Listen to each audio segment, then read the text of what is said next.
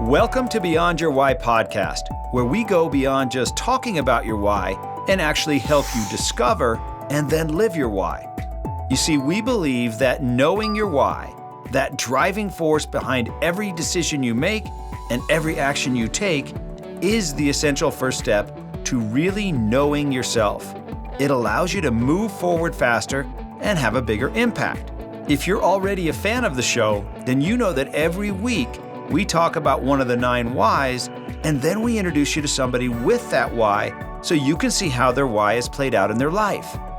This show will be more powerful for you if you've already discovered your why. If you still need to do that, head over to WHY.institute.com and discover your why today. It'll only take you about 5 minutes. Now, let's meet today's guest. This week, we're going to be talking about the why of make sense. To make sense of things, especially if complex and complicated. So if this is your why, then you are driven to solve problems and resolve challenging or complex situations. You have an uncanny ability to take in lots of data and information. You tend to observe situations and circumstances around you and then sort through them quickly to create solutions that are sensible and easy to implement. Often you are viewed as an expert because of your unique ability to find solutions quickly. You also have a gift for articulating solutions and summarizing them clearly in understandable language. You believe that many people are just stuck and that if they could make sense out of their situation, they could develop simple solutions and move forward. In essence, you help people get unstuck and move progress forward. And so today I have a great guest for you. His name is Don Weber. He is a global communication strategist for Human, and we're going to talk about that, operative, and executive communication coach with over 15 years of experience working across 90 plus countries. After leaving intelligence work, Don began helping leaders and high performers uncover the deeper motivations that drive their behavior, decisions, and sense of purpose. His work bridges human intelligence, self-awareness, and personal growth, guiding people to understand their why, communicate with clarity, and lead in alignment with who they truly are. Don, welcome to the podcast. Thanks, Gary, for having me on. I appreciate it. This is going to be fun. So let's let our audience get to know you. Where were you born and what were you like growing up? I grew up in the Midwest. I was born in the States. And as a kid, I was pretty sensitive kid. I was a bit bullied and stuff like that. And I had maybe not the easiest childhood in the sense that at school, may not so well accepted. I get passed over for kickball, all that kind of stuff, whatever you go through. But as a result of all of those years, I really honed in really good communication skills in order to survive. It took years of doing, right? Particularly, they started really kicking in around university time. So where it started paying off, okay, university had a really great social life compared to maybe junior high or grammar school or even high school was kind of so-so, but university was very, very good. And then I landed my first job as it was a sales capacity as an insurance broker for commercial insurance. Go ahead. Okay, well, hold on here. I'm not letting you off the hook yet. We're going back. All right. We want to get to know how you got to be the way you are. So when you were real small, were you forced to grow up quickly? I mean, were you where you had to be almost like the parent to your parents or to a brother or sibling? Or were you somebody that just kind of followed along and people took care of you? No, you nailed it I had to grow up very quickly for survival. Yeah. I mean, not all the time. I could still be a kid and live my little imaginary world and do, whatever.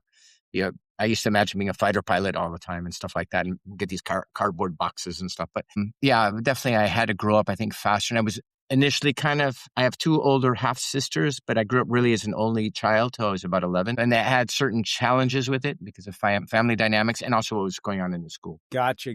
So if we were in high school with you and there's Don walking down the hall, what would we have seen? Probably an insecure guy who wanted to be popular, wanted to be liked, made pretty good grades. So academically was competent, but wasn't brilliant, right? So I would say a little bit above average, but definitely wasn't living up to his potential. Yeah. You could do more. You could do it better. Just chose not to, kind of. And I didn't know exactly how to do it. I was kind of like, because I'd say, well, the jocks are doing this, so I'll follow that. Or these people are doing that, so I'll follow them. Follow the crowd, right? That tribal mentality. It took me a little bit to figure out, most people don't know what they're actually doing. I got to figure this out myself. So. Exactly.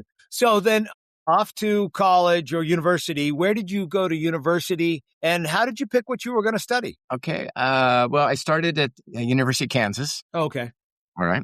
And then I ended up going to this pretty trippy private university, but it was really special because we had a lot of professors from Harvard and all the big name schools on a very regular basis come in to visit. And they were heavily involved with meditation. So they used to make us they didn't make us, but we were part of the curriculum. Whatever was meditating twice a day, and they used to do a lot of studies on how meditation affected academic abilities and all this kind of things. It definitely was a good education. And how did you end up there? Because of my dad, actually. My dad kind of pushed me in that direction. Originally, I went to study psychology, but I am studying business because of family persuasion. You know how that goes. So, and business was cool. I mean, I was good at finance, good. Yeah, it's fine. No problem there. But I like psychology because people. I don't know. I was curious about people and what makes people tick in their brains and all that kind of stuff. So we got to that part later in life. So your dad just comes to you one day and says, "Hey, Don, I think we ought to get you out of University of Kansas and you need to go to this other school." Basically.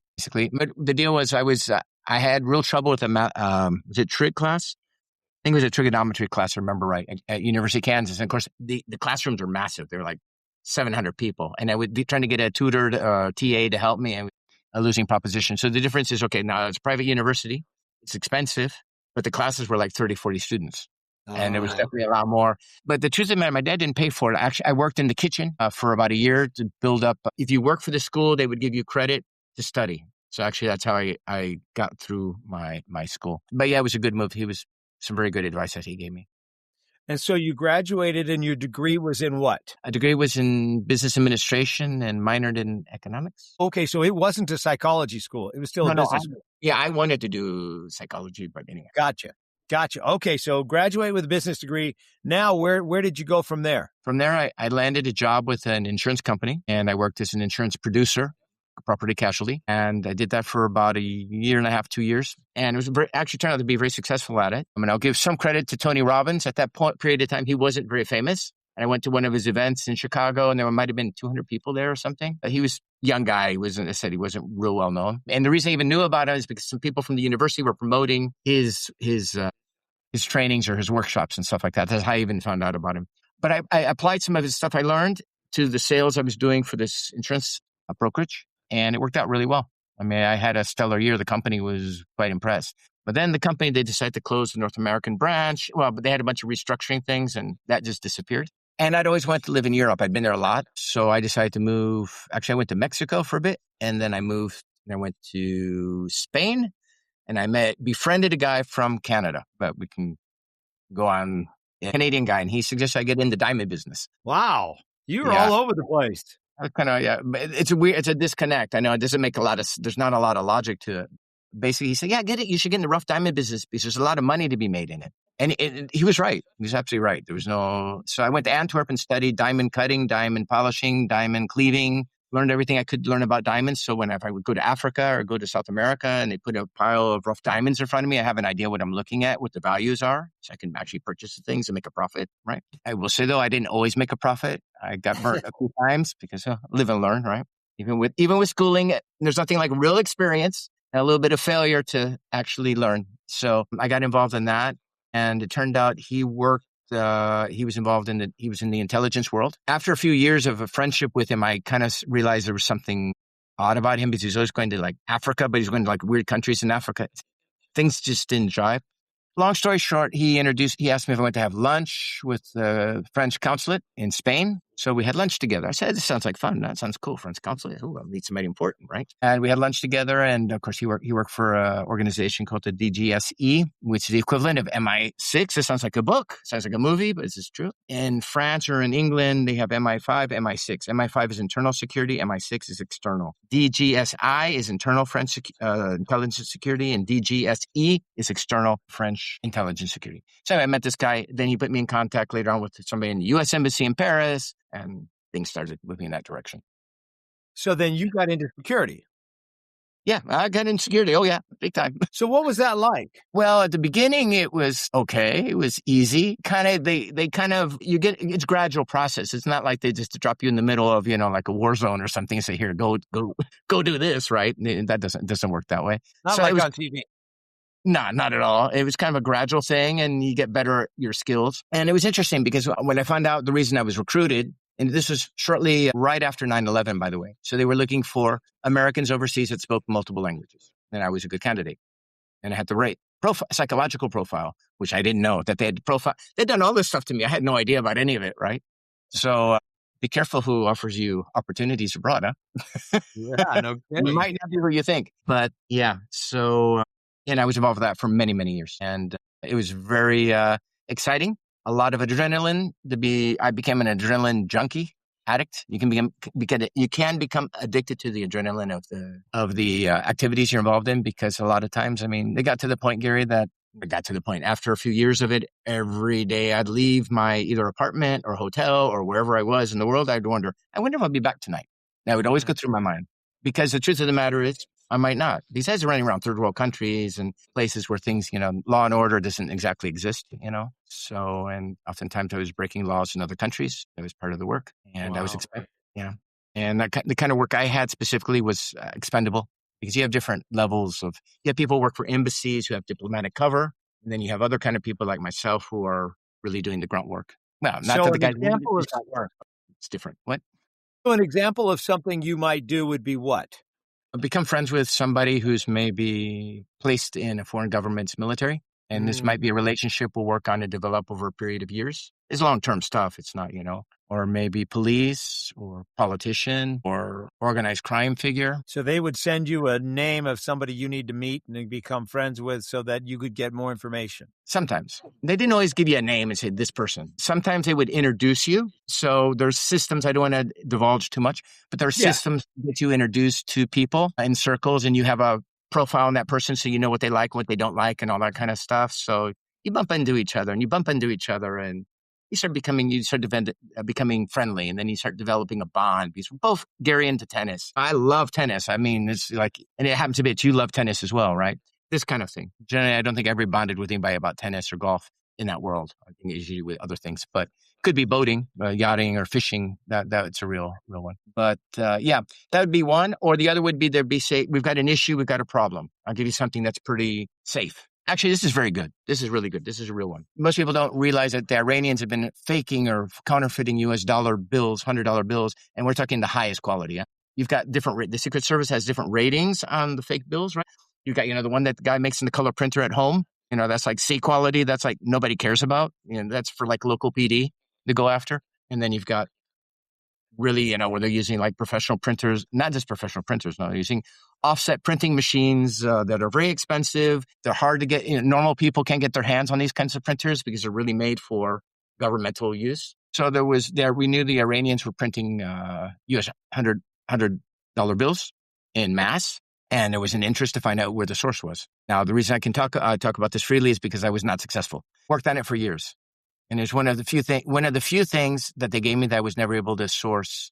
I wasn't able to get close to. But they print, we're talking billions. But there was one situation I think it should be fine to speak about now, where a country in South America, the central bank was sitting on, I don't know if you've seen large amounts of cash, but sitting on pallets of fake dollars that had come. Most likely, we assume it came from Iran. And the U.S. government agreed just to pick those up and give them good bills in exchange rather than letting the bad ones circulate. It was that's big time, right? But then you've got organized crime printing fake euros, English pounds, Swiss francs. Swiss francs, not too much, but euros used to be a big one too. Well, they still do it, I think. Wow. So you were kind of on the inside to a lot of different things that were happening that the rest of us had no idea was going on. Absolutely, yeah.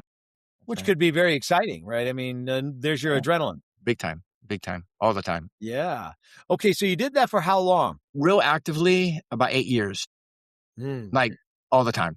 Like I was doing the diamond thing. Really, the diamond thing was a side thing. Diamond was just my excuse. Why am I in Botswana? Why am I in Brazil? Why am I in XYZ country? That's just you could say cover. Yeah, and I buy some diamonds and make some money at it. But it was no longer the main driver for what. It was just the reason to be there. You're in Colombia. We're in Colombia. Oh, I'm buying emeralds. I'm buying diamonds, kind of thing.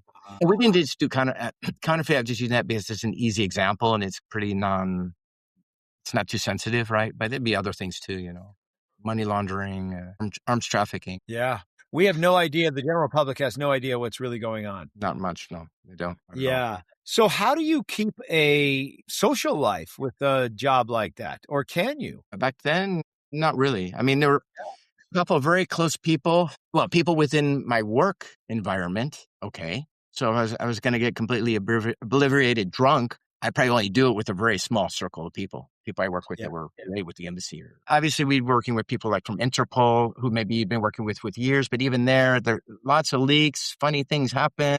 It's a really opaque, strange world, and you have to be very careful. Everything you could think about can go down. And I saw a lot of things go down. Not everything, but a lot of really weird stuff. Stealing people's cases, extorting sources. You know, they find out that your source is XYZ person, so they go over there and they go extort them. But this is law enforcement doing it.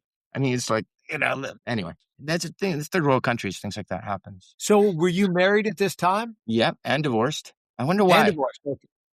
I wonder why. Yeah, okay. That's what I was kind of getting at, because I was like, man, that'd be a tough gig to try to be married in the middle of all that. Yeah, it was. It was not good for her, obviously. Yeah. Okay, so you did that. And then what prompted you to get out? I almost got killed a couple times. I ended up in the hospital once, poisoned with a biological agent. And I was in the hospital for about a month, a little bit more, about kicked it. And then the second time I was attacked by 3-4 guys, and they cracked my skull with a steel pipe. And back then I used to fight pretty well, but not 4 guys. Wasn't Bruce Lee or Chuck Norris or something like that kind of thing. And these guys just came on. There were 2 of them, and then there was 3, and then it was like, and anyway, finally they got me in the head, and that was that. So that was the one that the last one is the one where I decided, you know what, this is, and our government had changed the administration so that we weren't getting the support that we would normally, like in that situation, I would normally get. Yeah. I've got a funny story about that if you want to hear it. Yeah. Sure. So I had my head cracked open, and I've been out for about 5 or 6 hours. I have no idea. I just remember, okay, the fight, and then I remember something shiny coming in, and boom, I remember that, and black and falling. And next thing I know, I'm waking up going into a CT scan machine. I'm in guess it's okay. I was in Italy, and I told the guy, "Where am I?" Because you're in the hospital. You've had an you were attacked or whatever. I said, "What time is it?" He said, 6 a.m. What day is it? Tuesday. Shit, I've got a flight to Caracas. I got to go. The guy said, "Dude, you're going nowhere." I go, "What do you mean?" He goes, "You might die." I went, huh? I mean, I was mental. I was like, whatever. I mean, I always thought that was kind of like, wow. And then when he told me that I might die, I thought, well, no point in going to Caracas when I might die. Okay. Yeah, exactly. Oh my gosh. So that was a crazy lifestyle during that time, for sure. Okay, so you get out, and then where do you go from there? I get out. I took some years off and just went kind of like traveling around and just being cool and being quiet, and also kind of like cooling off, because again, without getting into too much detail, when you've been in that world and you get out of that world, it's not like just you're let go. Follow me? Because I mean, we collaborate with the Americans. We collaborate with a lot of people. So there'll be other people are watching me. That's what I'm getting at. So there was a certain amount, and you don't know who's watching you. Could be maybe not friendly people. If it's friendly people, okay, whatever, watch all you want. But it's unfriendly people, that's not cool. So I did some traveling around for about 3 years, and then I started teaching. What happened, I came back to Spain, which was my base all those years. When I say base, because where I was spending most of my time. A friend of a friend needed an English-speaking person because she had her school was going to lose its certification if they didn't have a native-speaking person there to teach these kindergartners. So I went and I took that job, not for the money, but I took it just to help out and something to do, whatever. And I was there only about 6 weeks or something like that. And I told the lady, I said, I've never taught kids. I don't know. I mean, I know like nothing about teaching and kindergartners, whatever. So she convinced me I did it. But I enjoyed the teaching. It was pretty cool. It really was. So after that, I got a job offer to go teach public speaking at the Ministry of Agriculture, which I did. And I guess it went well enough because an IBM offered me to go become a corporate trainer for them as a freelancer for many, many years. And I worked for them lots of years. And then as a result of that, other companies, Merck and Pfizer, Gemini, we could rattle off a bunch of the Fortune 500 companies. And I worked with a lot of the C-suite people and all different levels, lower management, upper management, on-management, and admin. What was your expertise janitor, maybe coaching them on? Fortunately, we're not live. Something just happened weird there. Yeah, it just cut out. So here's what can you hear me? Sure, I can hear you fine. I'm turning on another hotspot just on the off case. Go ahead. So my question was, what was it that you were teaching the C-suite and business people? with those people, I was working with them directly. And usually what it was at the beginning was they'd have to give, let's say, a presentation, real case scenario at the embassy in Berlin in English. So it would be, it was a CEO of a big company. He knew how to give presentations very well, but needed to do it in English. So wanted that extra support. And also wanted some help with some of the gesturing inflections when you're talking, wanted some tips and stuff like that.